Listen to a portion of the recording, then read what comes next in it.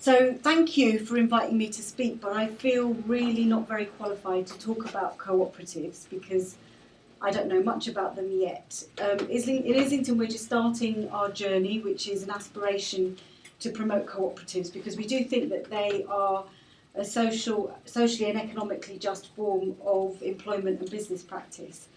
So what I want to do is just briefly give a bit of a context. So why do we want to support cooperatives in Islington?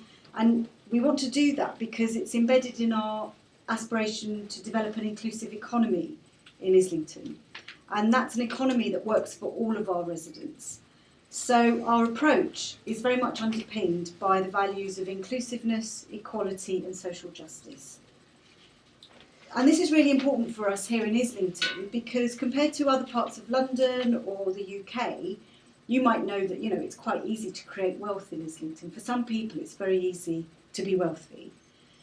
But that wealth creation opportunity isn't available to everybody, and that wealth isn't equally distributed to everybody.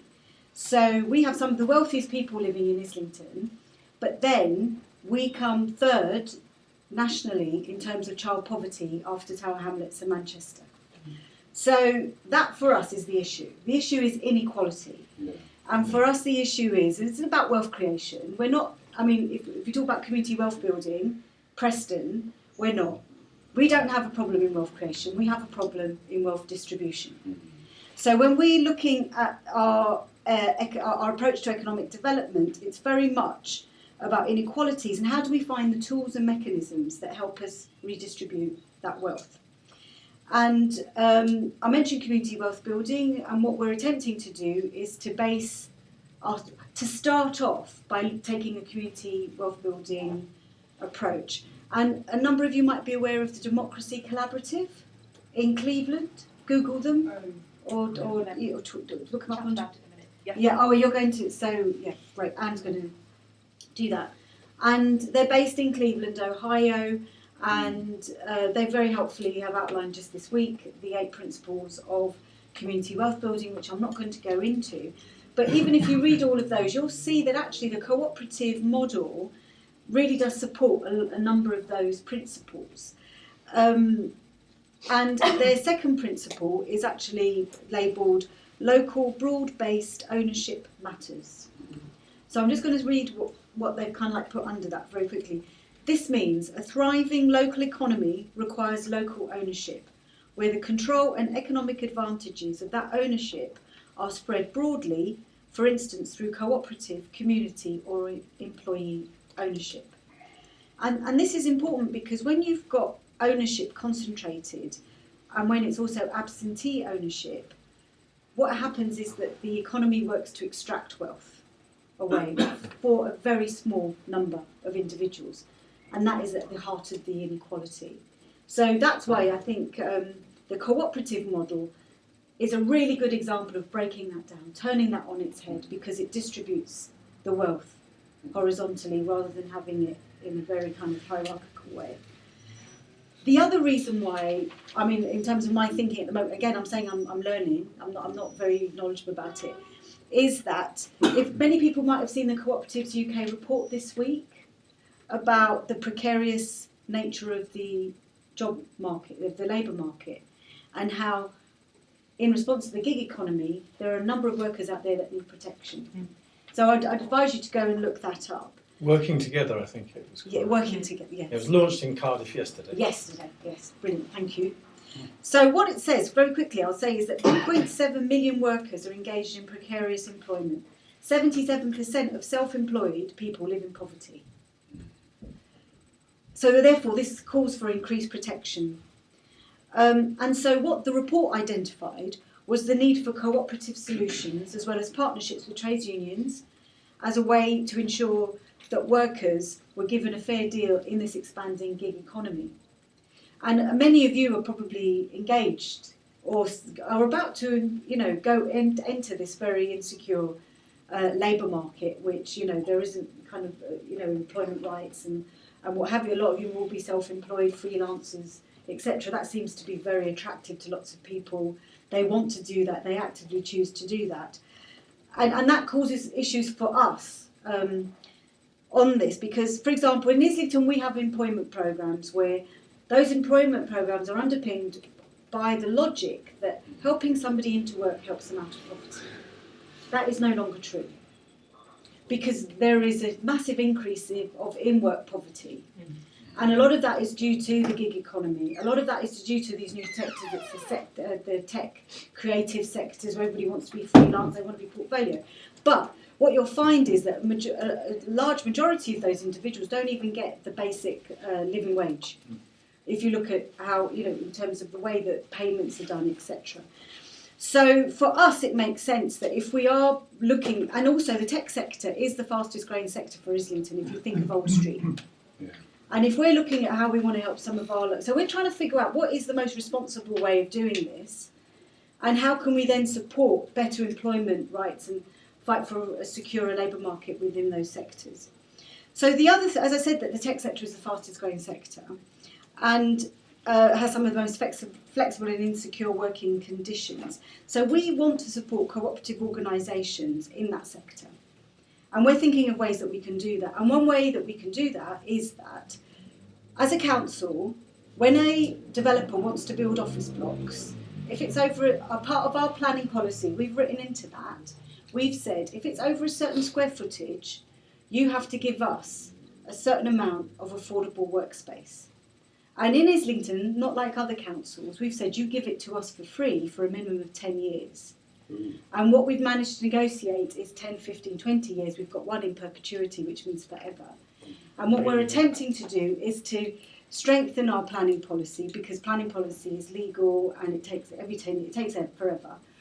But the next round, we're reviewing it now, and what we want to do is to strengthen our ask, because I'm going to go slightly off script, so, and I've got 3 minutes. I won't explain that. I was about to take notes. Anyway, we have affordable workspace, which we want to lease out to affordable workspace providers who will give us returns in social value. We have developed social value. What does social value mean? We want employment, training, apprenticeships, availability of that workspace for our local people at very cheap rates. And we are looking for cooperatives to deliver that, to support other cooperatives in the tech sector. So this is a shout out. Do you know anybody? We're looking for people, we need help. We have the wonderful Outlandish, but they can't do everything. So we're really, really actively seeking for that. But that will be one way where we practically want to help cooperatives. And Islington, this is the last point. We bid for the Greater London Authority's Good Growth Fund, and we were successful. And we put in a bid for Finsbury Park around affordable workspace on 3 different models. One of the models is for this road, and the model is to support the tech and the fashion retail, as you can see down there. So again, if you know of anybody that might be interested in so what we want to do specifically is to support a cooperative network here in Finsbury Park. Let's see it's all learning, we're all kind of finding our way.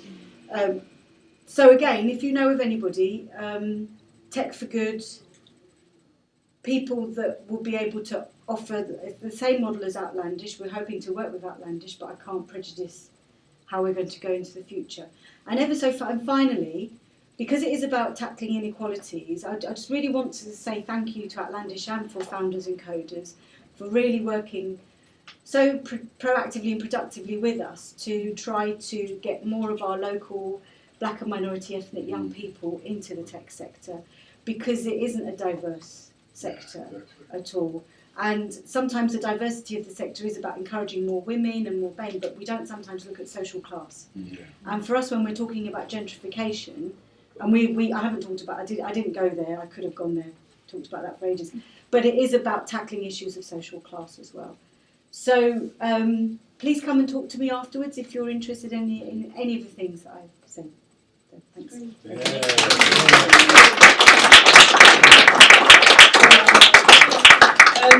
So I think what we do is, if anyone's got like a specific question for Asima, to ask it now. But like I said, there'll be opportunities for discussion and stuff at the end. So let's like not, let's. You've got a loud voice. Yeah, Sean. Yeah. Thank you very much.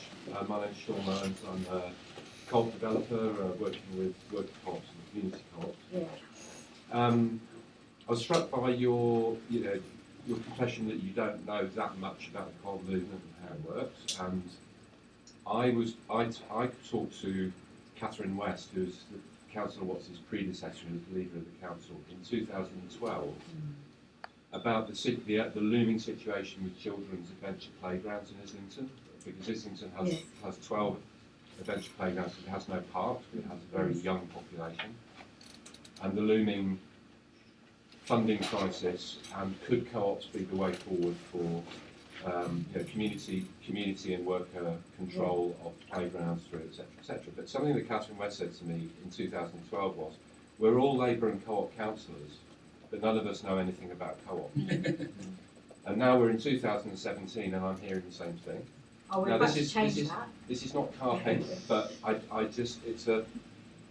my observation is that there's an awful lot behind ism, is that the cooperative model, cooperative methods get discovered when there's, when things are going wrong or when there's a crisis, but actually the political class on the whole remains determinedly ignorant about co-ops until it suddenly suits them.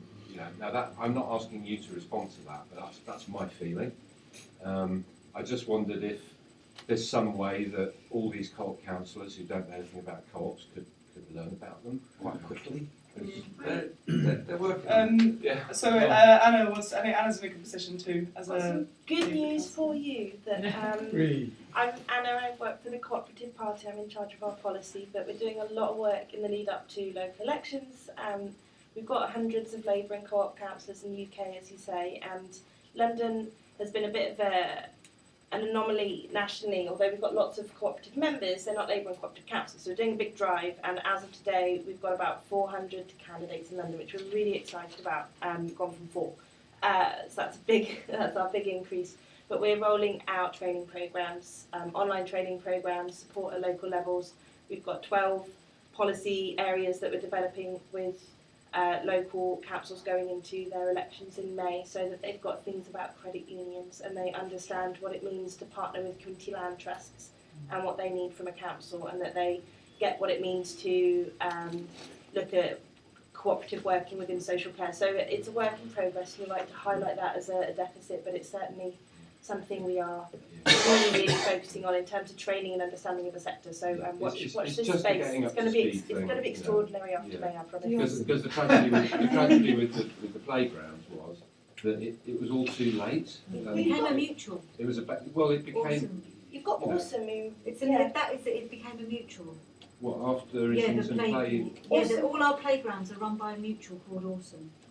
Okay, well, it went to Islington Play at the time, and that was a missed opportunity because it was too late to talk to the workers and to talk to the charities that were running the playgrounds to get something together in time to bid for it.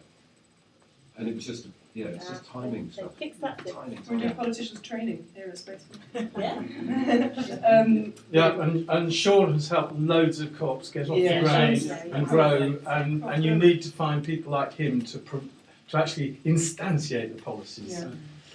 Really? Right. When you're talking about employment, one of the things that needs to be remembered, small and medium enterprises, they supply more than 80% of the employment in the UK.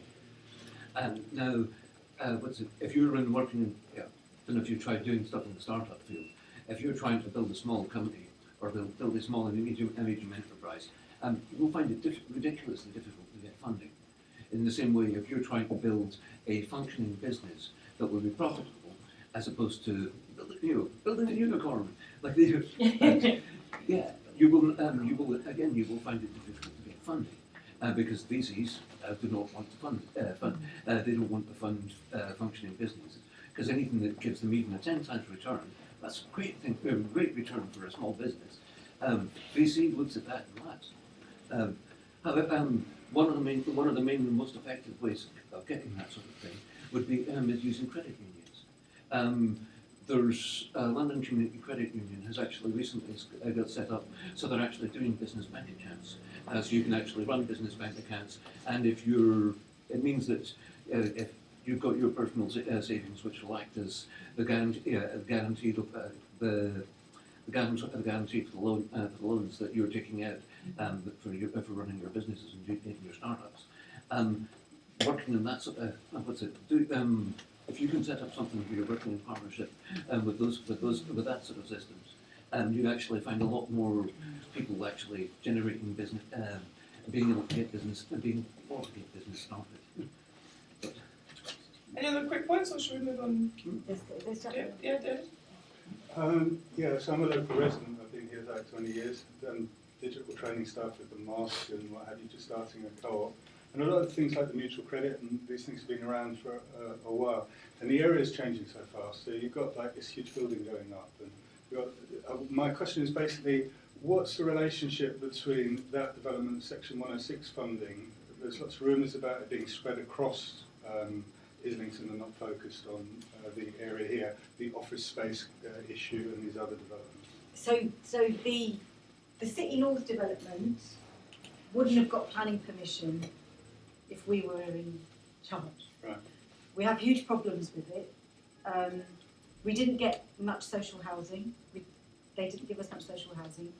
They were selling the units abroad, so we think they're just going to be investment places. There's going to be a cinema and there's a complex, and we're worried about small businesses being priced out, undermined, etc.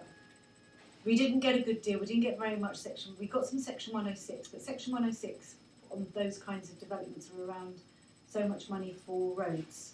And Section 106 can only be spent in the area around, in that ward. So it's not across Islington. So the Section 106 for City North is specifically, and it's already negotiated way back when planning permission was given, I think in 2009.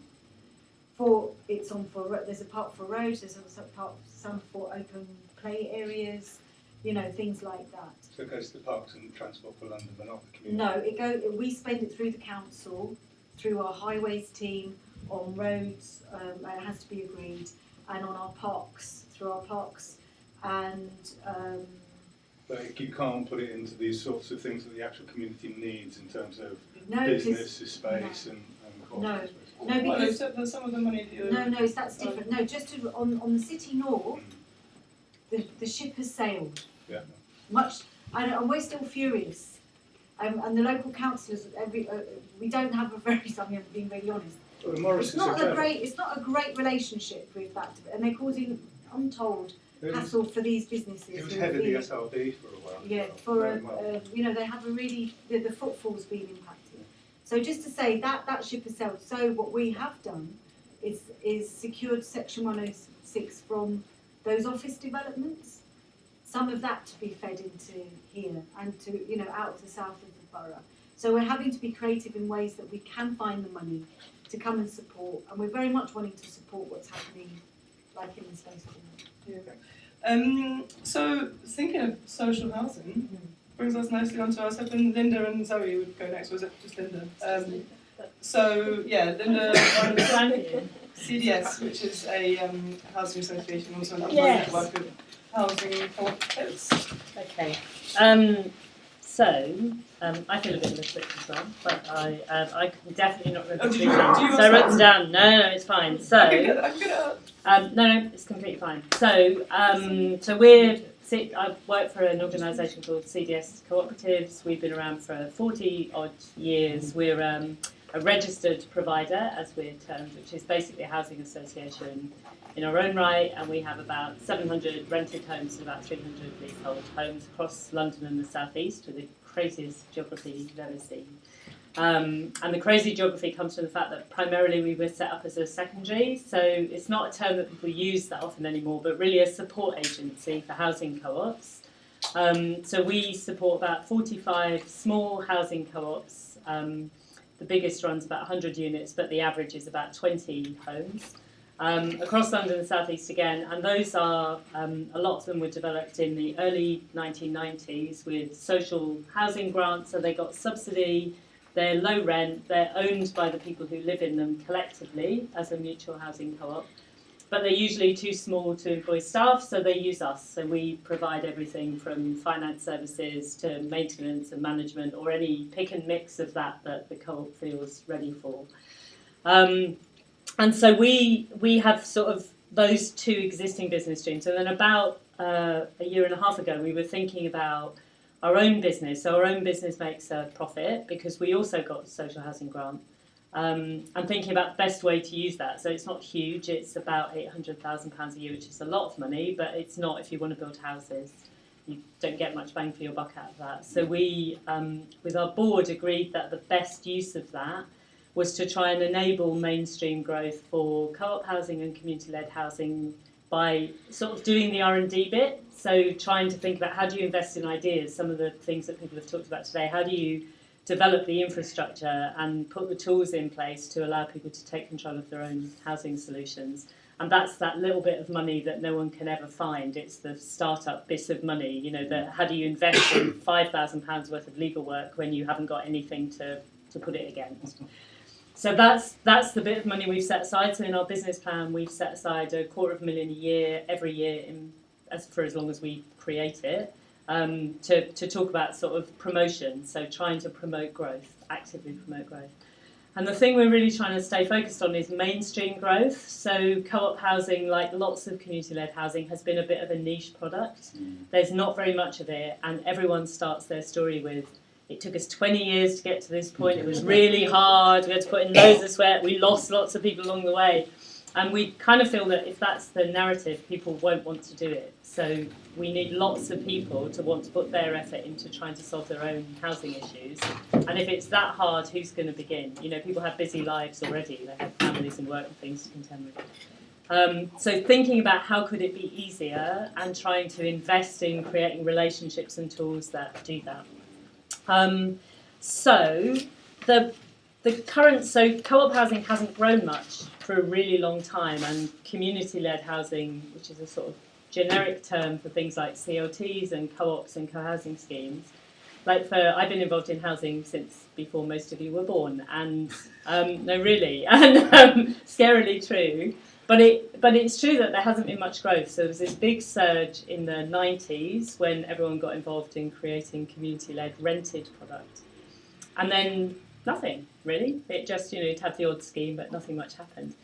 And in the last 2 years, there's been this sort of strange surge has happened, and community-led housing is suddenly flavour of the month. So if I leave you with nothing from this conversation, I really want to encourage you to seize this moment, and in all sorts of ways. So I credit most of this to someone called Catherine Harrington at the Community Land Trust Network. She is the most, Anna's smiling, she's just an extraordinary human being who has the most beautiful touch for lobbying I've ever seen in my life. She created a movement out of nothing, almost on her own, and she got government to be excited about community land trusts, which are a form of ownership that really tries to lock affordability into land, that started in the States. And through that, she really captured the imagination to the point where the government, this government, has set aside the biggest programme of investment in community-led housing in my lifetime. 60 million a year for 5 years is not nothing. It's proper money, grown-up money, 250 million quid. So that money is going to be used to do a couple of things. One is to create infrastructure. So to create one place in the cloud, not 26 very small, not very well done things, but one really well-resourced resource for the sector that will allow people to find what's possible, to find people who can help easily, to find resources to help you get started, money as well as people, to connect with other people in your area, so that hubs, which I'll talk about in a minute, don't all have to invent them for themselves. So that's one thing that is going to happen. The second bit of money is going to be used to create small amounts of grants, so local revenue grants that you can use to get your idea off the ground. So if you and a dozen people are interested in creating a co-op, making a community land trust, using a building that's on your street corner more effectively for housing, there'll be revenue grant money to help you think about it. So to help you get a vision for how you want to do that, who you want to house, what is it? Is it ownership? Is it rent? Is it subsidised? Is it not? All of those kind of questions take time out of people's day, and they need some professional support quite often. That money is going to be made available. And then at the last bit is the capital bit. So how do you get the money to build the house? So there will be some capital funding, along with quite a lot of work with funders, and particularly ethical funders, to think about how you get the loan element of schemes. So up until the last 2 years, I never really thought we would be talking about this sector this way, but there is real potential at the moment for people to make a permanent and lasting change to what the housing landscape looks like. It really is a moment. It feels very, very different to anything else. The Co-op Party are doing that work through their housing strategy to try and just get this in the normal agenda of things, that mutual type solutions, community-led solutions are involved. In London, we are partnering with the GLA to host something called the London Community Housing Hub. It's going to be based in our offices in Borough, which is always open house, so people are very welcome to come and visit us. The project director starts in 2 weeks, and that has about £750,000 worth of funding over the next 3 years to do this enabling work. So to connect people in London, to help develop ideas, but critically to work with local authorities who want to do this stuff but don't know how, back to Sean's point earlier on, helping them to think, what does our housing policy need to look like to make the most of this opportunity? And we're really open to ideas about how the combination of our promoter fund and that hub money, which is going to grow, we think, can help to make a difference in London. Because if we can make a difference in London, we can make a difference anywhere. It's probably the toughest housing market one of the top 10 toughest markets in the world. There's a lot of work for us to do around sort of suppressing land values in London and thinking about much longer term and structurally how do we do that. But short term, we need some wins. We need people to be telling stories that say, I thought about this 3 years ago and I'm getting my key tomorrow, not it took 20 years and it's really, really hard. So we're keen to talk to people tonight and at other times about what's possible and how we can help. Yes, don't make it a really complicated technical question.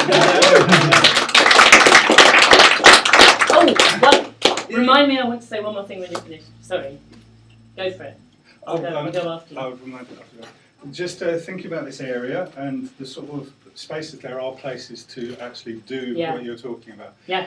There are very few opportunities to take a housing space and build a house, right, because of land issues. Yeah. The majority of the spaces that are available, that are really interesting and controversial, are co-working, co-living spaces, warehouse spaces. Yeah. So do you have any policies specifically or is that outside your remit? No, nothing is outside the remit because everyone's making it up. Whatever they tell you, this stuff is being made up as we go along, which is brilliant because it means everything is possible. And I think that energy moment that we're feeling is coming from despair. Like everyone, wherever they are on your cycle of kind of money in Islington, everyone recognises the housing crisis because even really well-heeled people are looking at their kids and thinking, I've got 3 of them, how am I going to support them all to live somewhere locally? It's not a problem of poverty anymore.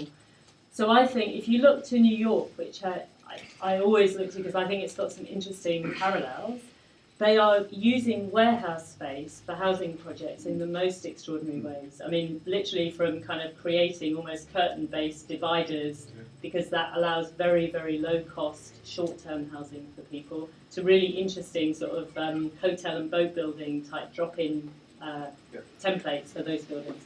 I think there's loads we can do in that space, and the self-build potential, the sort of the local are you? Do you know the area you work globally? How local are we? I worked in Islington for about 10 years, so I know this area really well. But we are the GLA hub is London-wide. So the hub money will be about anything in London, and it will involve support with any of the authorities to try and get some projects to happen, because I think we need hope and examples to make us feel energetic about the next bit. The other thing I just want to remember to say is that the housing co-ops that we work with already, so we have those 45 housing co-ops who had subsidy, they're just like us, but they're not thinking about their profit in the same way. So and this is not to be critical of those co-ops, it's to say we need they kind of pulled the drawbridge up a little bit, so they're well housed and they're running their co-op, and they don't have a need urgently themselves, and they're thinking about the long-term maintenance of their homes and all of those things that they should properly do. But they have asset value and they have the potential to support other projects to go forward. But I really want us to try and find a way to encourage and enthuse them, not blame them and tell them what they should be doing with their asset, because it is their asset. That was the whole point. But there's definitely some connectivity. There are housing co-ops in Islington. How can we get into a conversation with those co-ops about supporting the development of new co-ops or new land? It doesn't really matter whether it's a co-op or a land trust or a co-housing scheme. They're all about mutual support. And I think there's real opportunity to connect with those people. Hi, my name is Froy. Hey. Really excited about CLTs. So I work campaigning for them, including the one that was announced recently by the GLA. Oh, brilliant. So really fantastic, and it does feel Really like there's exciting. something happening. Yeah. I miss working on that. But I suppose, I mean, like you pointed out the fact that CLTs is like almost like a recent phenomenon, even though they've been like going on for decades. Yeah. I think one housing person described it as a chimera. They heard about it, but they never see it. Yeah, exactly. And I guess it's part of the challenges. So when I was a community organiser in Greenwich, people didn't know it existed. And I guess for you, in your position as a housing provider, what is the role of the housing sector to basically educate and inform people to create almost like a demand side of it? Yeah. If people know about it, Yeah. they will demand it. So I'm curious to see what role your sector has to play in that. Yeah, completely. So that's really the decision we've made about that money is, you know, we could build houses and it would be great because I'd get to cut ribbons and I like doing that. It's great fun and, you know, get great photo. I can name them after my dad. But it doesn't change anything. Whereas I think the combination of education plus optimism, I think we got really dark about possibility and it's infectious. If you tell everyone it's impossible and difficult, it's never going to happen, why would you? And people move on because they give up. Yeah, we need more joy and more fun and more exploration. So I think nothing's off limits at this point. We've got little bits of money. So £250,000 a year is not nothing. My board are being amazingly, I keep thinking they're going to cry foul at any moment, but they haven't. They're really keen. If anything, they're thinking about how can we make it a percentage of turnover going forward. And they're really interested in things that we can point at and say that could be something that makes mainstream possible. So not to get seduced by individual little schemes because they're really seductive, but to try and think about general education, general support, general tools. Shared ownership didn't exist. The first day I joined a housing organisation 30 odd years ago, the first shared ownership launch was happening in London that week. And it was an absolutely niche product. Lenders didn't understand it, banks didn't understand it, housing builders didn't understand it, there was no grant. And that's the shift we need to make, because now it's every Tuesday an evening standard. Yeah. That's what we need, same kind of thinking, how does it get to be mainstream? So yeah, really up for whatever you think will be helpful. Is energy efficiency part of the thinking that goes on, or is it rare? Is it common? I think it's really common in groups for energy efficiency to be very high on the agenda, and I think it's a natural spin-off in a way. If you're the person who's going to live there, then you think about the long-term cost of that house or home in a different way than a developer who's going to move in and then move out. Yeah. So I think it's much more common in community-led housing schemes for there to be a high focus on energy efficiency and also on flexibility over time, actually. There's an interesting scheme in New York where they're using the blockchain, so-called. Oh wow! To monitor, it's amongst people who are already generating have photovoltaics on there, and they monitor what they're using. They also sell to one another, but there's no cash going. It's just mutual exchange, so that if someone's short, they can pick up from others, and that sounds quite an interesting model that would work for a group of people working on a co-housing scheme. Yeah, definitely. And just that, like those nuggets of knowledge and excitement, that's what the hub and the national infrastructure want to make available easily. So if you've got the slightest interest, you find something that excites you quickly. Right. And can connect to something. So find some information, get it to you. Yeah, get it to us and we'll feed it. So the idea is it will become cyclical very quickly. They'll feed stuff in. Because I think it doesn't have to all be in the same space, because you can. No. But it's energy efficient to ship it only a short distance. Exactly. You see what I mean? But across London would probably be all right. Yeah, really exciting. Hey. Is there any relationship between community land trusts and development trusts? I mean, I and other people were very much involved in the 80s development trusts, and that was accompanied by a guarantee, charitable company model, which has been successful. So, and there's still in locality operating. Locality is an amazing but, kind of outcome from that. So locality are working very closely with the whole community-led housing kind of surge. They've been very involved in kind of the enabling work with local communities particularly. There isn't a legal relationship or relationship between the two structures, which doesn't mean to say they're not contrary to each other, it just isn't a natural relationship. So CRTs are emerging in a slightly different way. But yeah, they're not. They're definitely working together, but not as the same thing. That's it? Yeah. Oh wait, let's just get Asima first. Yeah. I just have a question around, is it about getting public land or public assets? No, and I think this is like one of the big shifts in thinking. It might be. So it depends what you're targeting. Depends what you're targeting. So if your co-op is about need, then you have as good a right as anyone else who's in need to be a recipient of subsidy. But if you're a market option... I'm talking about community land trusts. But community land trusts can be about need. They're not always about need. I'll tell you why. It's because if you're wanting to take over council housing and your community land trust, what's to safeguard the community land trust being taken over? Because it's not within the public protection. So the assets in a land trust... What I'm worried about is that it's a way of privatising public housing. Yeah, and I don't and know also, of a land... of course. I'm totally for... No, of course, I'm a supporter of it. good. I'm just unpacking some of the arguments that I know I've had politically with other people when we've known that there's been some community group organising for community land trusts, and our guard goes up. Because really also it's about the gatekeepers. Yeah. How inclusive. So we get, like where are the BME communities in that land trust? Yeah. Who are the people that are saying I've organised this land trust for who, and who's demographically represented? Feel free. So those were just, I think those are really interesting questions. Definitely, I agree. Did you felt like you might want to answer, which is fine. Yeah, That's so good for me. that's a really good point. So in the so my old organisation campaign for the Community Land Trust in Mile End, and what they did was they basically adopted the housing policy of Cllr Asima Council, but with a priority for local people first to demonstrate a local community connection. Local communities can also redesign other priorities for that to make sure there's equal representation. But one of the principles of community land trusts is that any benefit that's in there is locked in perpetuity for the community that it serves. So it's not, it's actually in many ways much more, but the way you define, so imagine you were selling a piece of land to a community land trust, you can define what the requirements are for that land, and then that has to be locked in perpetuity by the community land trust. So it's asset locked, so that it can never leak. That's the whole kind of idea, is that in a way you're trying to get control of that land which doesn't belong to anybody, and bring it back into common ownership in perpetuity through a series of steps. So I think in many ways it's safer, but I think the fear is a really good point, because actually we need to be able to have an out loud conversation about those fears and try and say, how can we evidence that that isn't a fear that people need to carry? I don't think that it's synonymous to have community land trusts and subsidy, or any form of community-led housing and subsidy. The problem's much bigger than that. It's not just about subsidy. It's sometimes just about the step up that helps people use their own resources. Billy, let's quick last one though.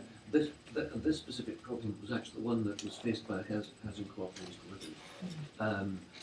You probably know it. Have you Sanford Housing Co-op? I know them. We are their agent. We know them well. Yes, we love them.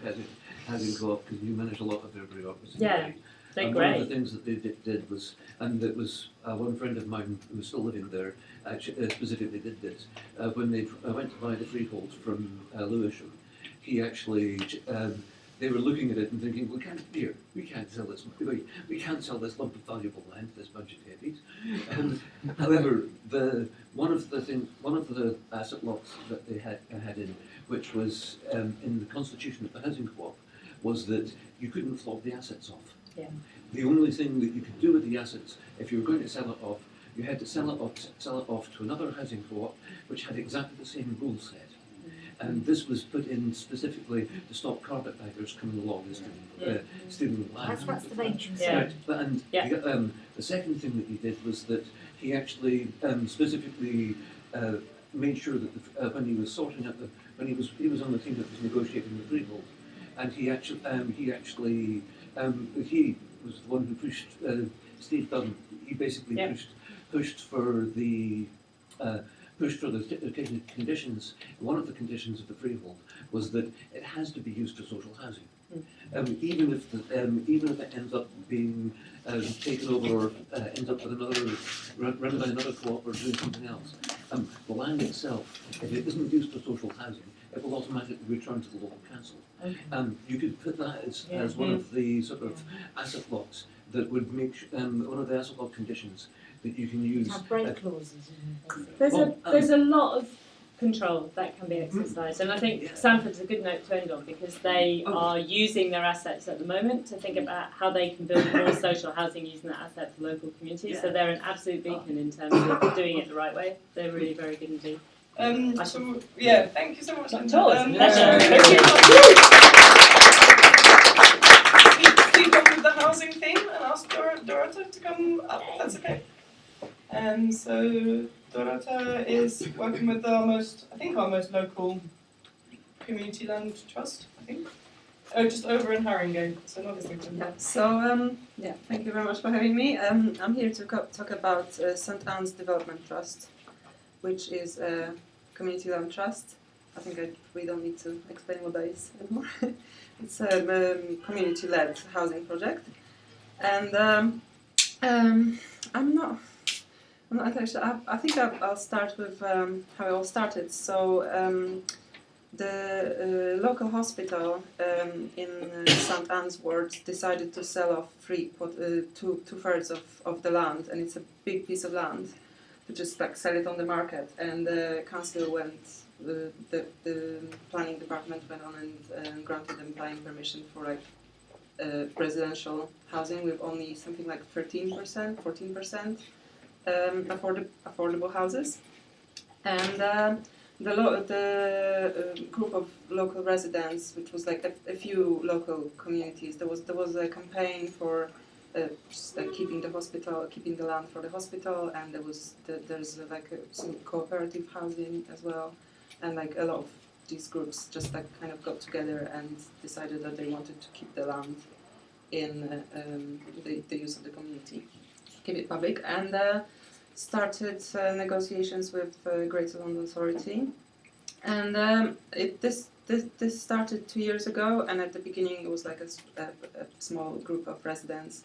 Nobody really treated them seriously, and 2 years on, like when I joined START, it was summer last year. It was already like a completely different situation. They were like in like serious negotiations with different partners, with like development manager and lawyers working for us, and it was like joining a really fast-moving train. But what made it really special, and where I think START is really special as a community organization, is that like I'm really into community building, and I see myself as an activist, but I'm always on the lookout for things to be active about and things to join, and it's hard. It's like the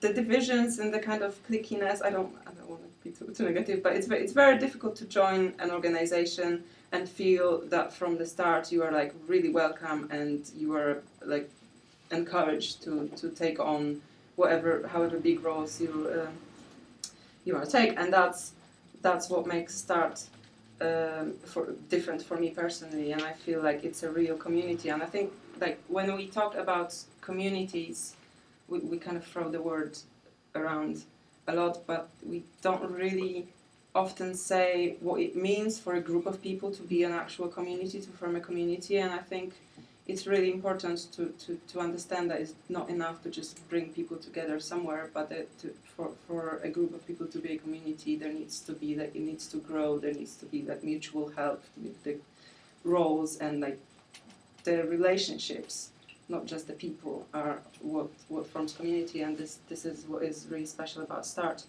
Another thing that makes it special is that the thing that we're talking about is a huge public asset. It's a big chunk of land. It's the whole site is something like 11 hectares or 12 hectares, something like that.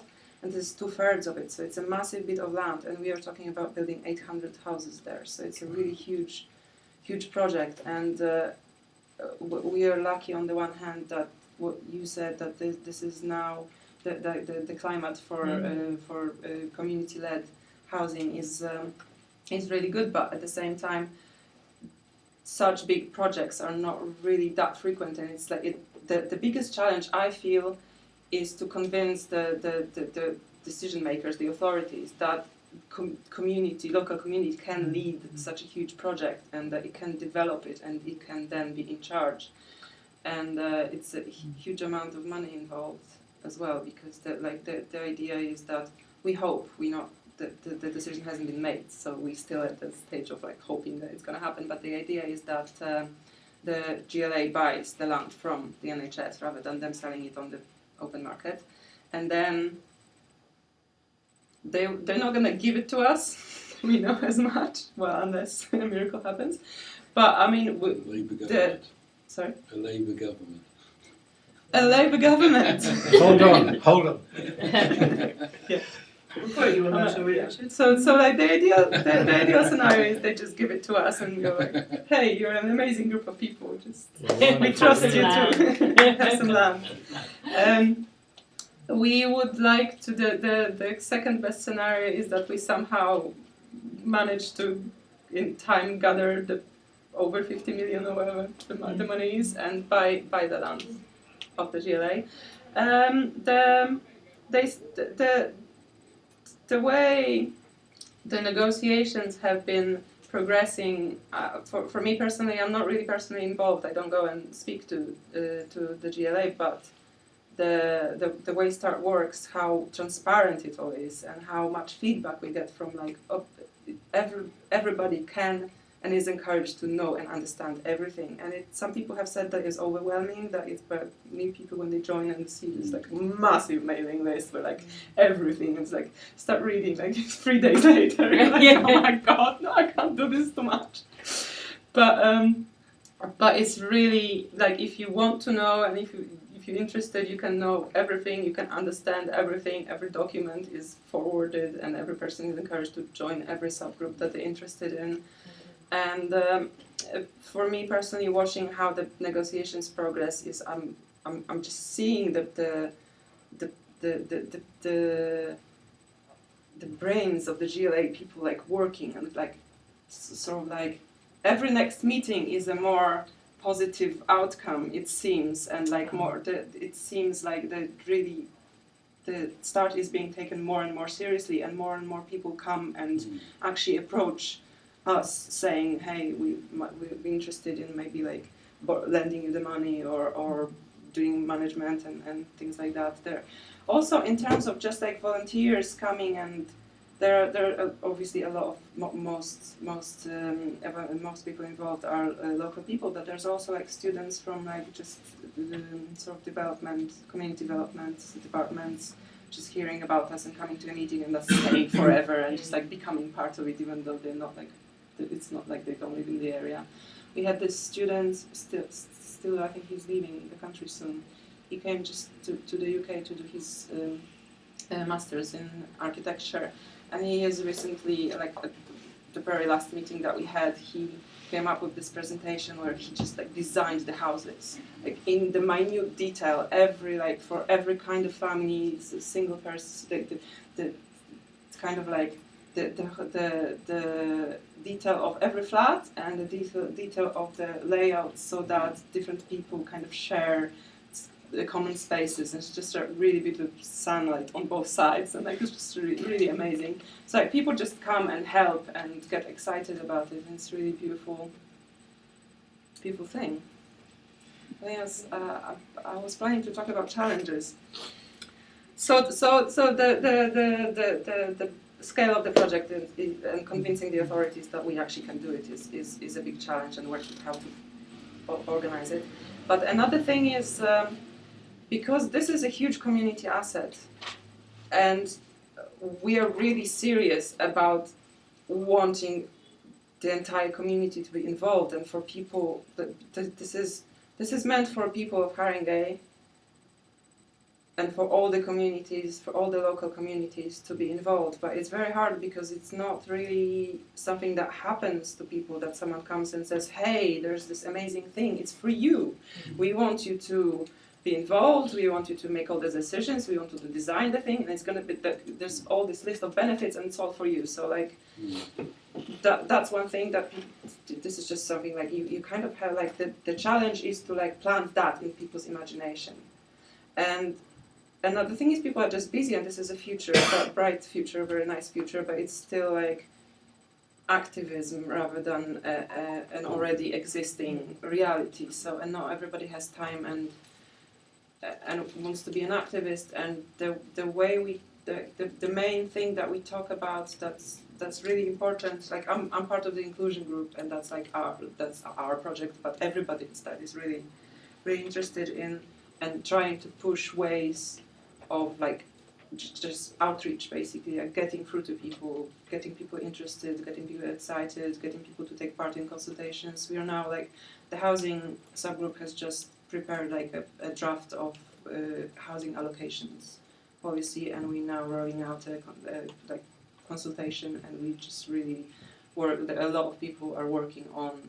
We have like lists of community groups and places to go and approach, and people taking, and so that's the main challenge, to get people for whom this is to even like hear about it, because like we do door knocking as well, and even people who like live right across from the hospital, they first hear about the whole thing, like they never even knew that the hospital is being sold, like the land is being sold, let alone what's going on with it. So the getting through to people in the community, and especially in the people who need it most, because this is meant to be, I mean, the ideal is 100%. I don't know how much we managed to negotiate, but affordable, truly affordable, based on the incomes of local people. So we're talking like a third of your income should go to your home.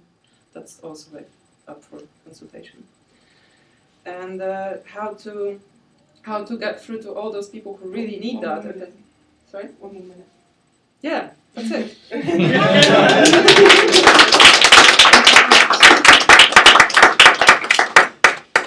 Any questions? I had a quick question, which was just in terms of, you said that like you have like a process where everybody's encouraged to get involved and everybody's encouraged to sort of be a part of a particular group. But how do you stop that from getting too like unwieldy? How do you stop that from just getting too out of hand and having people tearing in different directions? Cross that bridge when we get to it. Never happened so far. It just works for now, I guess. I don't know. I mean, maybe there are talks about it, but I haven't taken part in it. I don't think it's a problem. It doesn't seem like. Yeah, everything is quite well structured, and everybody is liking the roles.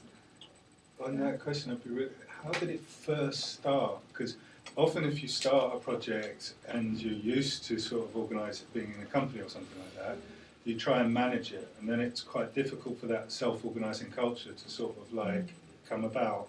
So a lot depends on the first organisers and how it started. Can you tell us how it first started? I wasn't there, but I'm guessing from knowing the people who started it now is that they just come from this kind of mentality and this kind of background of like really truly democratic anarchist, almost literally anarchist background. And where is it? St Ann's? Is it like St Luke's? It's South Tottenham. South Tottenham, okay, yeah. And one of the ways they initially funded it was through the initial application for both to argue about the fact that the NHS was selling off this large lump of land to try and stop it being forked off to private developers. And they did a crowdfunding campaign, which is what covered their initial legal costs. And I think they also chipped got part of that crowdfunding campaign was they just got an architect who drew up the initial plans. Yeah, They chipped in 50 quid for that. So yeah, Yes, one more question. Okay. In terms of allocating the houses that you build, do you have various criteria for that formed yet? Is it local community? Is it any people involved in the campaign? Do you have diversity? What are your criteria? We have detailed plan for that. I'm not part of this group, so I don't really. What I'm sure about is that the people who are involved in the campaign are not a thing. It's like not a thing. It's not. There's no allocation for people who are in the campaign. Okay, so the foreign students don't get a look in. No, nor do I. Just learning. I mean, everybody can apply, but it was going to be like some kind of like lottery within the parameters. And then there's some supported housing allocation for that. There's talk about allocation for NHS work or like health and care workers. There are different opinions about that. I think that's up for consultation. And definitely like local residents. That's it. Like that's the 100%. I think is probably local community. Thank you. Great. Thank you. Thank you. Up next, I think mentioned earlier from the Co-operative Party. Yes. Policy. Hello. Hello. So I'm Anna. I look after our policy at the Co-op Party. I'm in a room of people who I think are probably more familiar with what the Co-op Party is and why we exist than most rooms, but just in case, we have been a political party for the last 101 years now, and we celebrated our birthday last year. And we're the sister party to Labour, so we currently have 38 MPs who are Labour and cooperative, which is very exciting. It's the highest number we've ever had. Hundreds of local Labour and cooperative councillors, police and crime commissioners, Welsh Assembly members, Scottish MSPs. We sort of sit across all levels of government, and we have some amazing cooperators in positions of responsibility across the country doing really awesome stuff. Not always with the full knowledge of what cooperatives are, but doing things that align with our values and principles, because at the end of the day, we're a movement underpinned by a set of values and principles that we're all in a room because we share.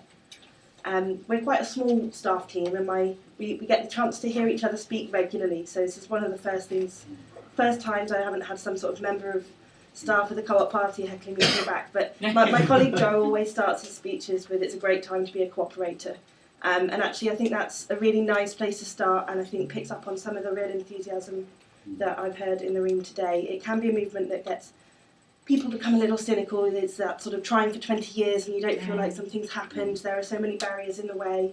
When we look back at those early cooperative societies, sort of 150 years ago, and they set up a cooperative shop in Rochdale, and so the private business set up a shop over the road that bought their cheap flour and sold it on twice the price to make a profit to try and undermine them, and deliberately sent MPs to Parliament to try and create legislation that made it difficult to cooperate and to run a business along cooperative lines. So it is a frustrating movement and one full of barriers, and I think that's what's really exciting about being part of a political movement as well as a movement of businesses and community groups and doers, is that there are all sorts of barriers to overcome.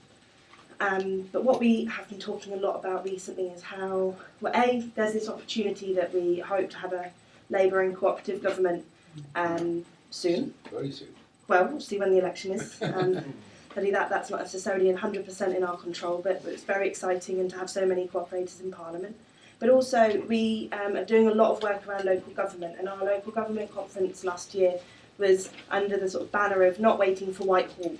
And the cooperative movement is a self-help movement, and it's about communities coming together and making change happen without having to wait for the people in charge to condescend enough to give us something that we're after. So it's really exciting to work with communities like yourselves and with local councillors and councils across the country. And I thought I would give a brief chat, I promise, around community wealth building, which is this idea that Asima touched on earlier, but we've been working on it for a while, around how local areas can create wealth for people who need it and tackle some of those problems around inequality and precarious work.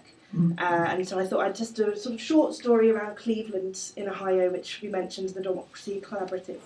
So what happened there is that they noticed that they have a city which had lots of people living in it, lots of wealth, but it wasn't being felt by the people who needed it the most, and that a lot of their wealth was leaking out of their local economy. So they looked at some of their local organisations, and they realised they had a world-leading hospital, for example, in Cleveland. and it's people from all over the world go and get treated there. Huge amounts of money passing through those doors and out again, but they're contracts all with global and national companies that weren't creating that wealth in Cleveland. So they were paying a company to do their laundry, but the people doing the laundry didn't live in Cleveland, weren't earning money in Cleveland, weren't spending their money in Cleveland once they'd earned it with local businesses, and didn't have that agency to make change happen in their own communities. So they go, well, something's going wrong here. So they developed this model around community wealth, and there's a bit of it around buying local, and we've seen a lot of action around that in the UK. So Preston, for example, have done an amazing job of looking through their supply chain and the supply chain of other anchor institutions to look at how can we spend money with local businesses and stop money leaking out of our economy. Leeds have done it. They did an initial look at the £11 million that Leeds and other anchor institutions spend in that area, and found that 50 pence in every pound was leaving the Leeds economy. And meanwhile, those 50 pences in the pound could have gone a long way to helping those young people growing up in overcrowded damp homes, or create better quality jobs, or make sure people earned enough to pay their rent. So that's really exciting. But what they've done in Cleveland is go that whole step further, and that's where the co-op stuff comes in. Is that they said, well, actually, what's the business form, what's the corporate form that keeps wealth locally and makes sure people have good quality jobs where they've got job security and where they spend money locally and they make decisions in the benefit of the local area. And said, we've got anchor institutions, these are hospitals, councils, football clubs, whatever it is that's never going to leave their patch. They're sort of rooted in a place. Well, those people spend money, and they spend money with organisations that are taking money out of the area, so we get the buy local piece. But actually, if we choose a big profit maximising organisation within Cleveland, yes, more of it will stay locally, but there's nothing to stop that company upping sticks and leaving the area down the line as well and taking all those jobs with it. You know, they'll make interest in the best sort of corporate interest of the company and the interest of those shareholders. So what they did is they identified 3 big areas of spend of all these anchor institutions together, and they said, well, let's have a look at laundry, energy and food. All of our big organisations spend money on these things, the schools, the hospitals and so on. So how about we help develop worker cooperatives? Because worker cooperatives are models where those employees are also the local residents who benefit the most from Cleveland becoming a better place. You're not going to find a worker co-op that's going to vote to outsource their own jobs to the other side of the world, because those workers are the owners and the decision makers and the people who benefit from the organisation doing well. So they've created these 3 worker cooperatives around laundry, energy and food to take on these contracts, and they're properly competitive organisations. They've brought in the top people from those sectors, and they are not being given these jobs as charity cases. They are better at doing their jobs than these big private companies, because they put the effort into being really top quality professional organisations. And I think what's really exciting in the UK now is that we have a window of opportunity.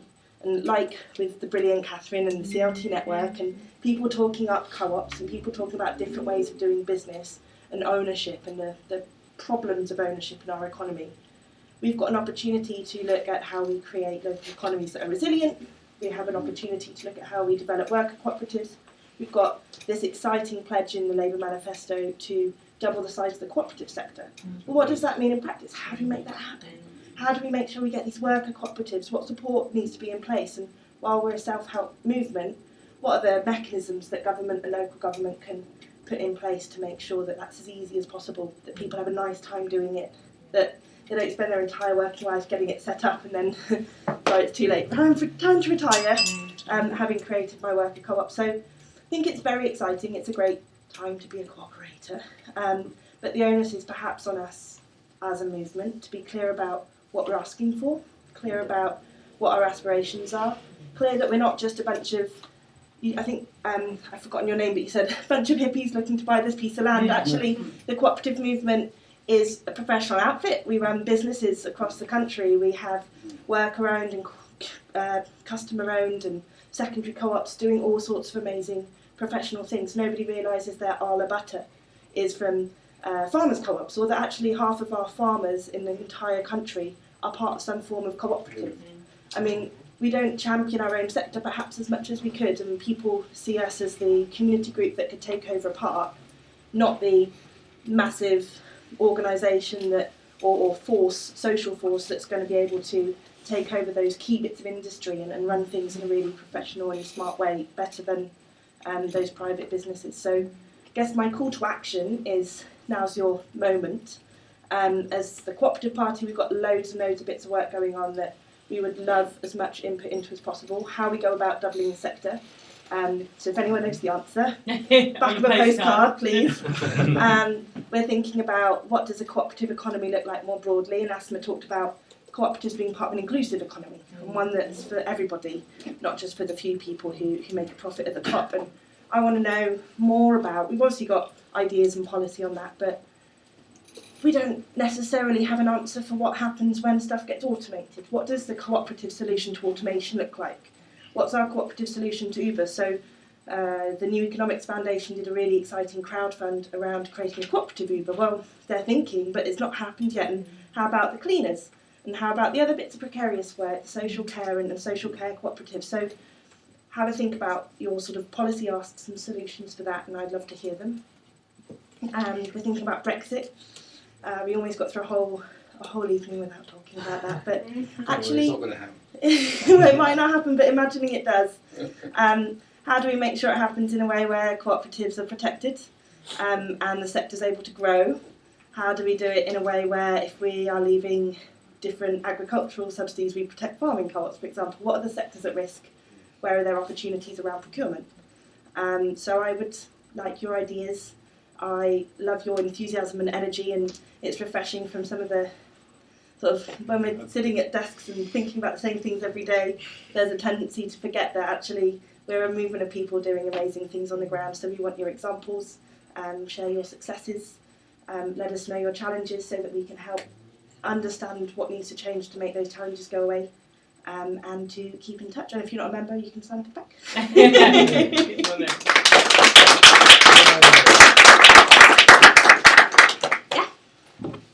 I think there is an opportunity in London, very much in terms of civil society infrastructure. Yes.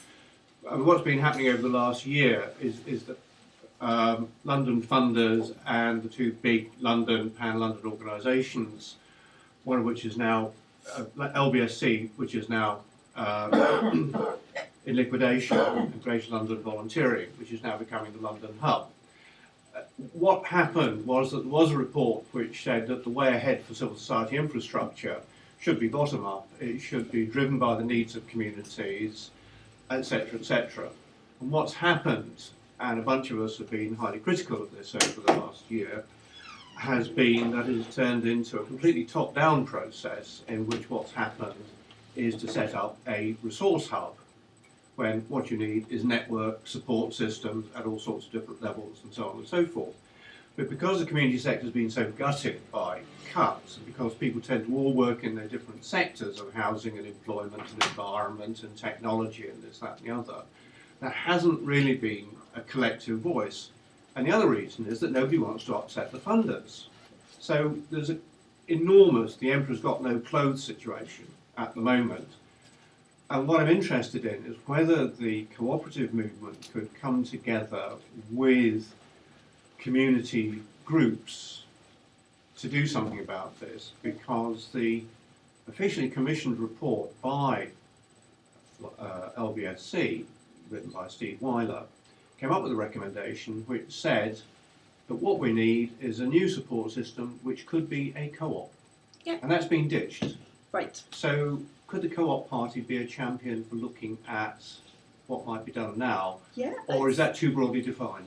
It's not too broadly defined in the slightest. It's not something I have obviously as much knowledge about as you, so if you make sure you get my details at the end and you can send me through details, I'd be very happy to chat about how we can support on that. I think generally, yes, civil society is ripe for cooperation. Lots of people are cooperators without knowing it. I was at Birley giving a talk in Guildford before Christmas. Apologies for the duplication of the story, but I was talking about community wealth building and what worker-owned cooperatives are and what consumer cooperatives are and what cooperation means in all sorts of sectors, and someone stuck their hand up and goes, I've made a co-op and I didn't know it. We've got the public health contract for this part of Surrey, and you think, oh, that's great. shame you didn't know you were setting up a co-op in the first place, but it's a cooperative of GP surgeries who have taken on a house contract and they've taken it off Virgin, which is really exciting. Oh, very good. But yeah, it's civil society and helping people to understand what they're getting into and giving them the right kind of support. I can't think of a better model than a cooperative model to do that. You said, Yeah. you said the thing about Uber. I was interested, I've been to this platform cooperative conference twice in New York, and Americans have lots of problems, but they do get up their arse and do something. Yeah. And I met these people from California who in their local city had 30% of the taxi revenue. And what they've done is the minicab drivers just got together and formed their own co-op. Glaswegian cab drivers are in a co-op. Yeah, and So I was thinking we when can get off our own arses too. the GLA had problems with it, but the difficulties was that they didn't have a substitute for it. They didn't have an app where they could have, Yeah. I think there are, TfL could have said, here's the co-op.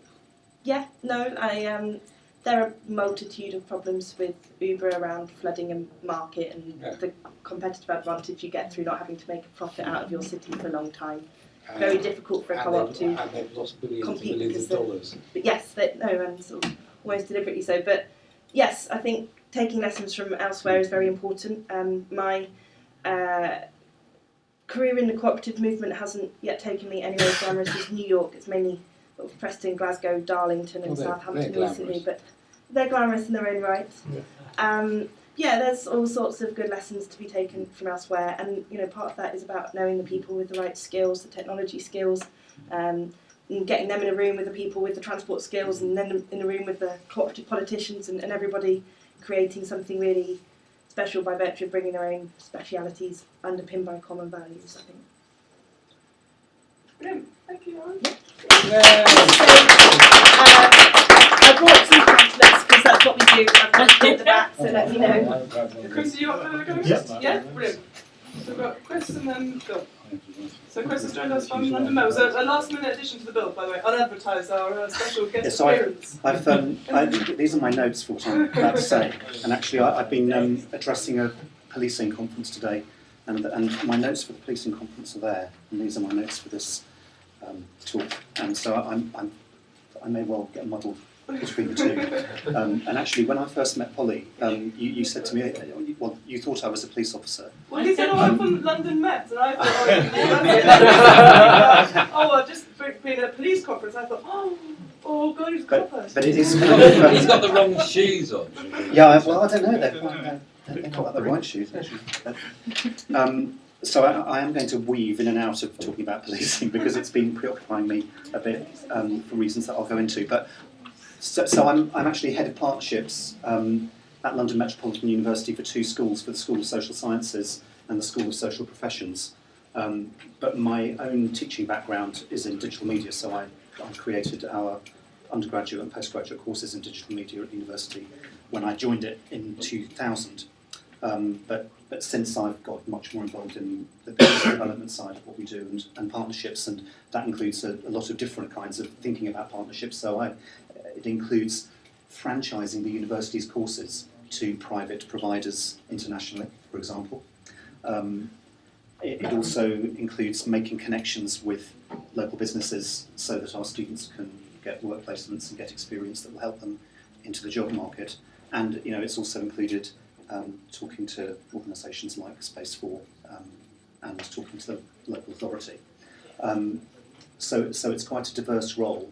And I suppose when I think about, I've lived in a housing co-op, that's probably the closest I've got to a co-op in my past. But I think I work in a university because it's got some things going for it that are really positive. And as I just said, I've worked there for nearly 20 years. So it's a civic asset, which I think I really value and I think is a brilliant thing. It's not for profit. It's about learning, which is something that I think is empowering. And I think I believe in its values, but I guess increasingly there are also issues with how it operates, with how all universities operate. We're operating in a much more market-driven environment. The introduction of the £9,000 tuition fee has meant that we're much more focused on thinking of our students as consumers. And just going back to the policing thing for a minute, what I'm doing at the moment is trying to win the contract to deliver policing apprenticeships to the Metropolitan Police, and that's something that we might find out whether we've been successful with in something like a year's time. But in the process of doing that, part of the partnership is potentially working with business process outsourcing companies that are in the FTSE 100 and are very profit orientated. So there are lots of compromises that I contend with in my work. And I'm just thinking of some other things that I think about. When I met with Polly yesterday, you were talking to me about whether there might be an opportunity to think about student housing cooperatives, and I was asked by your colleague Matt, what the university's resource was in terms of its student housing. And of course, we sold it all off 20 years ago, and actually we sold off half of our estate about 5 years ago, and now it's that same footprint of land is occupied by a private student housing organisation. So we've been divesting our physical assets. And that's something that I'm not directly involved in that, but it's something that I see happening. So I just wanted to set that context really for thinking about what a university can be, and why did you ask me to come and talk today in the background against that background of what I do in my job? But I think it is because I'm responsible for partnerships, and I think that there's a lot that I could be doing to help with the agenda that you're talking about tonight. And particularly, I think that's because I work in a subject disciplinary area that includes community development. So we have subjects like community development and health and social care, international development, peace and conflict studies, criminology. So we look critically at society and think about how we can make a difference and improve things. We've run, I think, housing courses for tenants and residents associations in conjunction with the Islington Council, and we do that with other local authorities. So I think we are engaging with the sector in quite interesting ways. We also have quite a big operation of helping new businesses to start up, and of course we're very interested in our own students, thinking about, rather than careers in the conventional sense, going into graduate schemes, working for big blue chip organisations, getting them to think about starting their own businesses. But I rather think that the way that we do that is on a rather conventional model. So we teach them about how they might be able to find venture capital funding and become a unicorn. And we try to invoke that that narrative. And one of the things that I've talked about when I've been to visit Polly and come here for previous networking events is how we might try and adjust our curriculum in relation to the way that we talk to people who are thinking about doing startups, so that they can think about different business models. And just going back to the thing that I've been doing with the police all day, I mean, although this is leading to lots of things that I might not be personally very comfortable with, there are good things about it. The work that we could be doing with the Met could involve us helping them to recruit better, so that they reflect the community that they serve, so there's greater legitimacy and more consent for policing. And I think that as a university, we're probably the most diverse university of any university in the UK, and we have a real opportunity to offer something there. And we have, I think, 700 Islington residents currently on degree programmes with us, and often those are students, particularly because of the character of our university, that are coming from some of the most deprived areas of Islington as well. So I think working with these kinds of large organisations and is something that can be really positive. But I just thought I'd try and sum up some of the things, and this, I have to say, this comes from the conversations that Polly has facilitated about how the university might better support the cooperative sector.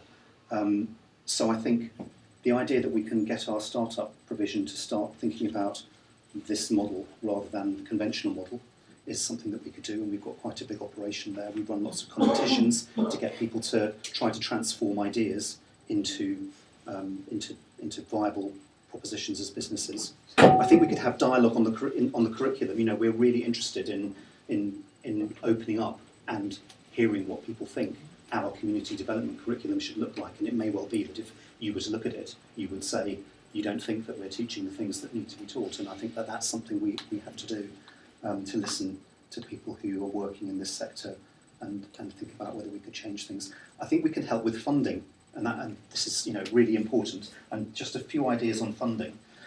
We have a fund at the moment which is called, it's given to us by the Higher Education Funding Council, and we have to use it to work with the outside world to co-create new opportunities to create revenue streams. And there's no reason why that couldn't be with the cooperative sector. We also have a scheme, or there's a government scheme called Knowledge Transfer Partnerships, where the government fund half the cost of a post and pay the university for some academic expertise. And the result is that potentially an organisation could gain half the funding for a post and have it subsidised by the government, and there's no cap on that funding. All you have to do is conform to the requirements, which is to create a business proposition, really, and to do some transfer of knowledge from the university to the outside world. And then the other area that I've mentioned, apprenticeships in relation to policing, but I think apprenticeships are a huge opportunity as well. When I talked to Polly and Matt yesterday, I was saying, did you know that the government will pay £8,000 towards the tuition for a degree if you pay somebody a salary to be an apprentice?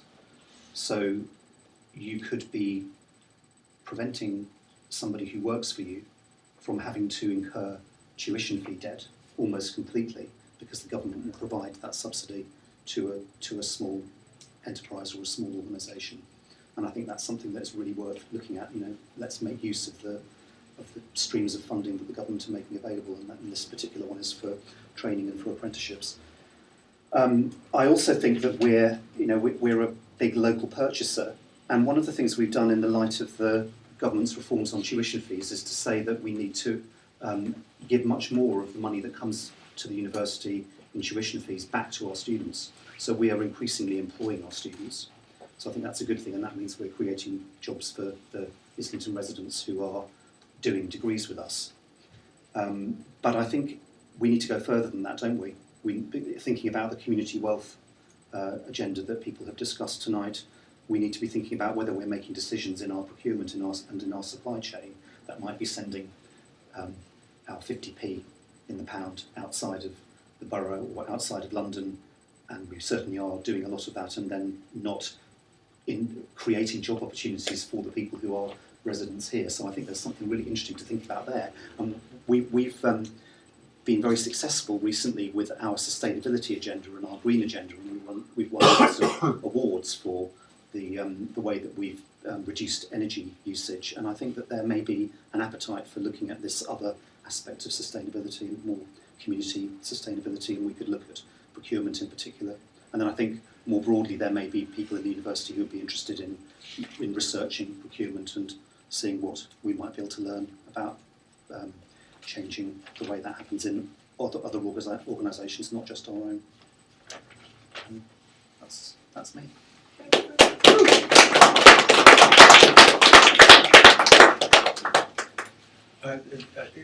I think it's a really fantastic opportunity, also being sort of local, what have you.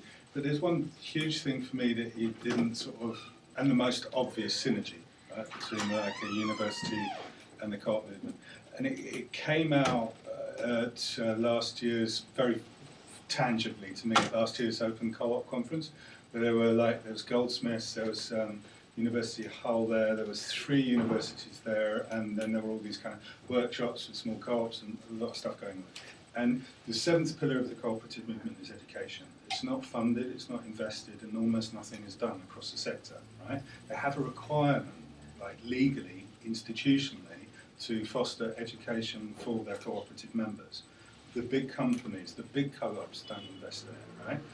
A collaboration between universities in the cooperative movement. Also, one of the problems with the cooperative movement in general is it's slightly old and fuddy-duddy. It really needs a kick up the backside in terms of innovation and what have you, comparatively. The use of technology, the use of these sectors. A partnership between universities and the cooperative movement is properly funded. The problem is the universities are a bit fuddy-duddy as well. They don't get out of their sector, right? And so they tend to be, everyone's looking for money, so how can we go to the university? How can we do this? But basically looking at the sort of experience you have with co-ops around and looking at how you can, within co-ops, do training courses, how you can collaborate that way, not just placements, but really how you can use you've got technology training. These guys need to upgrade their software skills. I mean, the university don't have the software skills, so you've got a problem there, right? You can't teach the software skills to Outlandish. It's more like the other way around. Outlandish could teach the software skills to you. I think we do have some. What's your blockchain called? Right. So, in other words, there's a lot out there on the internet and available in that sector. What you are in is a fantastic structural position to facilitate exchanges of learning between the independent software developers, the small co-ops, and your institutional resources to organise things. But it's not about you've got the knowledge and you can give it out to people, and that is the classic mistake that I see universities making. But there's a huge opportunity in terms of the collaboration between the cooperative movement and the university sector on the seventh pillar. Yeah, okay. Well, I'd be interested in talking about that further. And actually, I've got my card here, so please, if anybody would like to take them and talk to me. Something else that I think is very interesting is that basically the government was privatising schools in a big way, and some of them started to form cooperatives, and that caught on. And when there was a dozen, Gove was really pleased that there was this little bit of diversity. When there was 100, he started to get worried. When there was 200, he was starting to feel that this was a very bad thing, and it's now got to 800. Now what they're doing is they're saying, okay, the government is saying you've got to become self-financed, you've got to become a business. So they're saying, well, rather than being taken over by some company that just wants to extract money, we'll create a cooperative. And I think there's a model there for universities. The universities being pushed down the same path of effectively you're going to have to become commercial companies, and they will be taken over by big American company, universities or whatever. Ashridge College has been taken over, Business College has been taken over by some big American chain, and you can sort of see it coming. And I think there is a whole movement going on about creating cooperative universities. It's pretty small. I mean, it's not got very far. But there is an interest, and I think quite a lot of academics would much rather be working. Well, it's a conversation that I frequently had. Okay. In the pub. No, right, but with, how do we colleagues, take it beyond that? You already are. We've got one more question back here. Leah? Yeah, just a quick one. I guess it's I'm in a tech co-op, and I live in Birmingham, and frankly, we're just not really interested in collaborating with the universities in our area because they engage in practices that we are totally against. So I think it sounds good what you're trying to do, but in a way, I started by identifying what you were concerned about. Both the big universities in Birmingham work developing surveillance tech. They host kind of military industrial conferences to sell basically what I would consider to be weaponized technology around the world. And I just said that I'm collaborating over thinking about policing degrees, although you could see that positively or negatively. Basically what I'm thinking is maybe universities need to take a look at their own structures and perhaps learn something from the ethical values of the cooperative movement before personally I'm interested in working with institutions like that. Yeah, and I think our university does have a particularly strong connection to delivering social value through the courses that it runs. We don't have military hardware courses, although I'm sure people could put some of our courses to that use.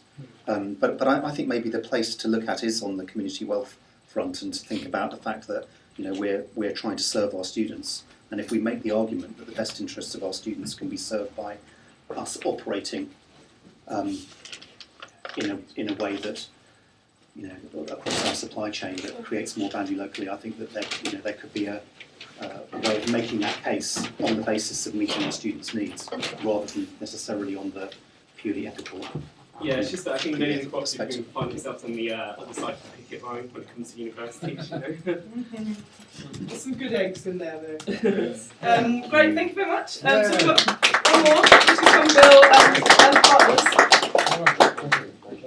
Because the screen just pulled out. Oh yeah, and sorry, Sean's Sean's got a quick point of view. There is going to be a knowledge transfer partnership symposium in London on the 26th of April which is about barriers to the development of cooperatives in creative industries and communication.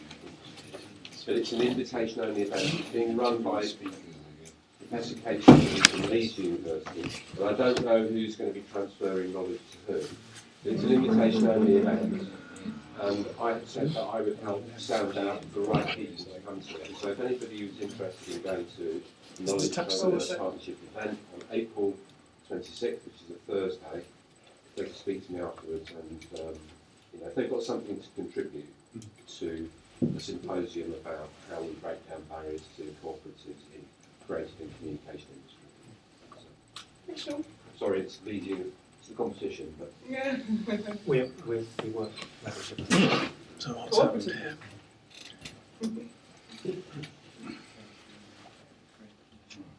Okay. This is if this is a CoTech meeting, this is probably the slightly techier end of the Co. What we're looking at is what's necessary if you want to develop cooperative communities. What helps to make them viable, and that's something we've been looking at for a little while. Is CoTech a viable cooperative community? We kind of feel not yet. It's on the way there. Will it get there? That's a question. And but if CoTech can be got together and start to function properly, we think that it can play a very positive role in the wider cooperative sector in helping to promote it and develop it. The way that things are going at the moment is that businesses are expanding their profits fundamentally by pushing everybody's wages downwards. The whole, we can see it with minimum wages, 0-hour contracts and all the rest of it. We're seeing this impoverishment going on. Now the question is that the cooperatives are going to have to compete against that if we're going to sell things. Now how do we do that without ourselves adopting the same kind of policies? I heard this exactly same story in Cardiff yesterday. Somebody had been running care support for disabled children, and in Wales they'd taken over the whole thing as a big cooperative, and all of a sudden they were being forced to compete against Supercare. And they were doing minimum hours contracts, and they were sort of being forced and squeezed against that, and very difficult for them to continue.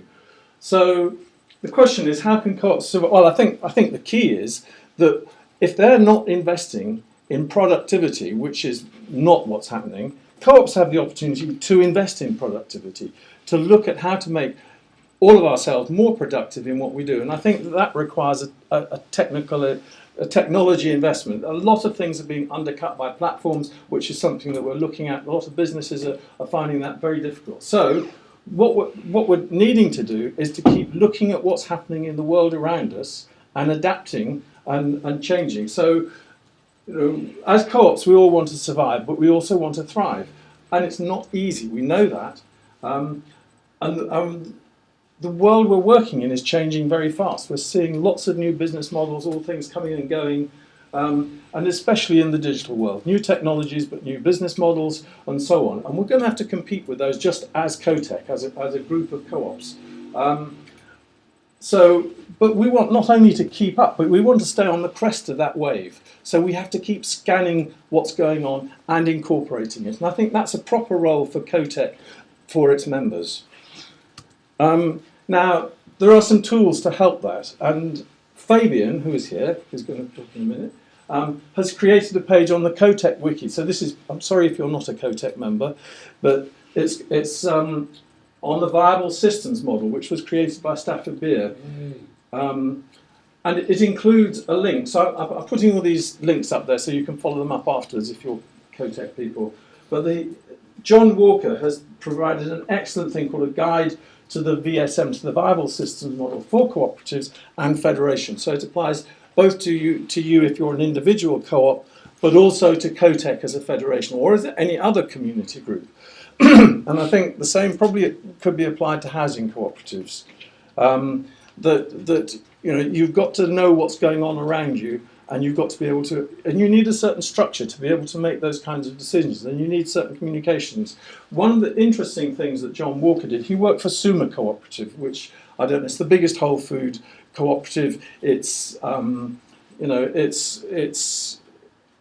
it supplies most of the cooperative and a lot of other whole food shops around the country. He worked for it for a number of years, and when it got to 35 people, they had weekly meetings to discuss everything. And he said when it got to 35 members, so that's quite a long time ago, he said the meetings became almost impossible, out of hand. They just, everything, there was no coherence anymore. And so he started applying the viable systems model, and that really then sorted things out. It enabled them to grow and to structure properly and to have the requisite conversations to keep the whole thing going without everyone trying to discuss everything. I mean, we heard somebody saying that, you know, I think it was you, if everyone's discussing everything, oh, your head bursts. So you need to have something that structures the conversation, so all the necessary conversations take place, and maybe some summaries are available to other people who aren't directly involved in that, so that if they want to go and find out, they can track it down and get in there if they want to. But it's not, here's everything, folks, and sort it yourself. So there's some filtering is needed. Anyway, I'm talking too much already. But there's the last chapter of this is called Section 10, Application for Federation. So if you're growing cooperative communities, that's a nice one to have a look at. I'm going to ask Fabian to have a little talk about this bit now, and then I'm going on to another slide, and I'll ask David Bogle to talk about that one. 4 minutes. 4 minutes, okay. Okay, I'll be very quick. And actually, I think the viable systems model is actually can be quite important for whatever club you're involved in. And the work that John Walker was doing, this was back in the 1990s, and this document's been updated 1 or 2 times since then, and perhaps it needs updating and bringing, you know, in light of the new technologies available. But basically, one of the big problems was you could have lots of co-ops, but how do they aggregate and function collectively? And the federation he discusses that happened trying to bring all the whole food co-ops together in the UK didn't really work. It never got enough of a sense of identity. But he compares this with the Mondragon co-op, which is a very broadly based. How many people have worked for Mondragon? 23,000 or something. Yeah, and that has kept the decision making happen in the small localities, but it is actually aggregated into quite a significant part of the economy. That, I think, is one of the tasks we are faced with.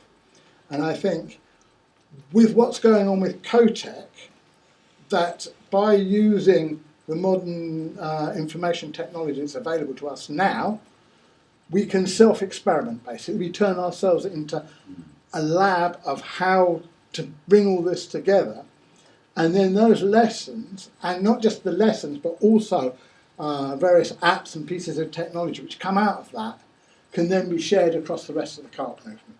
Yeah, and I think if any co-op wants to follow this up and wants to apply it to themselves, we're very happy to come and talk to you about that and spend a bit of time with you. So quickly on to the next one. So there's an announcement here. We're setting something up called the CoTech Holochain Group. We hope to meet once a month here before these meetings. So meeting in the afternoon from 4 till 6. So that if you want to come to that, that's there. So one of the things we want to start with is a time banking app leading to a mutual credit system. And also parallel with that, because you can't do everything with mutual credit, there'll be a hardback currency exchange.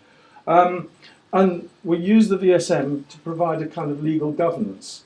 So initially we proposed to test the time banking, things like that, within CoTech. That's the proposal. But then it is actually aimed at the wider cooperative community. One of the things that I will say about mutual credit systems is, I was looking at I don't know if you know it, the VIA system in Switzerland. A mutual credit system started in 1936, and that has continued to grow. And what they have found is that if you take the amount of mutual credit that's in circulation, 1/3 of that amount you can use to create new credit to fund new growth in your system. So that's what we'd like to do for the co-op sector. We would like to be able to create a credit system where not all the money gets used. If it's in quotes savings, then you can create some more funding without creating inflation, basically. So they've found a mechanism, and it might be different. If co-ops were circulating their credit much more quickly, there would be a smaller amount that you could do. But we propose to create a system that monitors that and keeps it adjusted so that you don't get inflation, you don't get insufficient, but hopefully enough to keep growing the cooperative economy. So that's an important step, I think. So anyway, I'll hand over to David to talk about it a bit more. Just be like 1 minute each, I think, is the idea here. So I think I've spent the first minute being super geeky and the second minute very local and very pragmatic. So there's a lot of wisdom in all this history, both from the cooperative movement and the VSM. One of our partners who's actually helping support this project actually worked with Stafford Beer in the 80s and was a disciple. This knowledge never really got widely sort of transmitted. So what I'm particularly focusing at is how we can marry that, like, if you like, kind of ancient wisdom, if you like, with really modern technology. So talking about systems that can model the legal structures and implement the legal structures. Okay, so we're looking at Dockerized legal structures that run co-ops, right? We're talking about, in terms of the credit systems, we're talking about a very pragmatic paper and spreadsheet-based mutual credit, which then gets time-stamped and transferred, cleared onto the blockchain. And a second currency, which is resource and fiat-backed, which can be used for the technical sharing of services like hosting, software licenses, and hardware expenditure. Can you say what fiat is? So fiat is real money or funny money. Government money. Let's just call it government money because it's all fiat. Not gold. A fiver. Not gold. Filthy lucre. Basically, we're looking at very modern technology which implement the legal stuff and the financial stuff specifically around cooperation between co-ops, right? So, and one of the particular focuses of that, so I'll transfer onto the more grounded stuff now because I can talk for ages about the technical stuff, right? Is in this area and the application. So one particular focus is in the creative industries. So we're looking at not just software development, so we're starting to use these tools ourselves, and we're collaborating a lot internationally with developers in Brazil and across Europe, because a lot of my background in software and media and art has been around Europe and internationally, so I've got lots of connections there. This area is fantastically connected to international communities, right? So we're looking at media production, podcast production, video production, and also working with local cafes in the development of things like radio stations and the documentation, and using these legal structures to enable people to start co-ops, and in the interoperation and the exchange between co-ops, using these technical and legal structures to incentivize these richer structures of social organisation that the viable system models and other things that happen. Because otherwise what happens is you get a lot of people turning up in a room and you give a talk and then everyone dissipates because it doesn't have the structure to then organise action afterwards. Or you get a lot of co-ops coming together and you get a certain amount of energy, but what's the structure? Who's going to deal with the living organisation of that group of co-ops, right? Because everyone's got their own problems with finance and what have you, so they retract into their own space. It's only when you have a real structure that can empower that collaboration and facilitate and make it easier and make it productive for everyone, that you can release the latent energy that is present in that collaboration. I'll just say practical things. So we'll be making a mobile app with the local community here. I'll be doing some training course. I've done media and software training with the local mosque just here a couple of times before in the past. We'll be doing that. We will be running a number of hackathons, including not just technical people, but communities that are driving the design of the currencies and the legal framework, and the documentation, the videoing and the storytelling that communicates that with people, that then facilitates people designing the process. So it's not led by technologists. And we'll be doing those, well, we're doing them already, and we'll be doing them and I hope to collaborate with this space to do some as well. But we'll be running some in the local area. So you can take part online as well, so it's not like you have to be present. So we do these hybrid events where you can take part and join in online, and we link that to physical space. Thank you. Right, so that's it for talk.